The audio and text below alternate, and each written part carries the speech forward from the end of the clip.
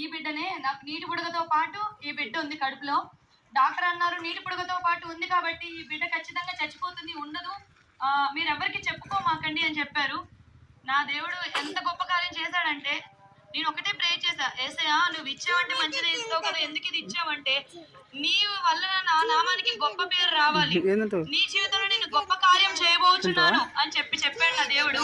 నిజంగా మీరు చూస్తున్నారు కదా, ఈ బిడ్డనే ఇప్పుడు మీ కళ్ళ ముందు ఉంది అంటే దేవుడు గొప్ప కార్యం చేయబట్టే ఈ బిడ్డ కళ్ళ ముందు ఉంది.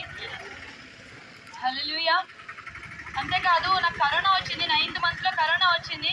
ఆ కరోనా టైంలో కూడా బిడ్డకి కొంచెం కరోనా కూడా రాలేదు. నాకు కరోనాలో ఆపరేషన్ చేశారు డాక్టర్. ఆపరేషన్ అయితే అసలు కొంతమంది అసలు లేవరంట. చాలా మంది చెప్పారు నాకు, డాక్టర్ అయితే ఇంజక్షన్లు కూడా ఇవ్వను, నొప్పి తగ్గకుండా నీకైతే ఇంజక్షన్లు ఇవ్వకూడదు ఎందుకంటే కరోనా కాబట్టి అని చెప్పింది. నేను ఆపరేషన్ బెడ్ మీద నుంచే ప్రే చేసుకున్నాను.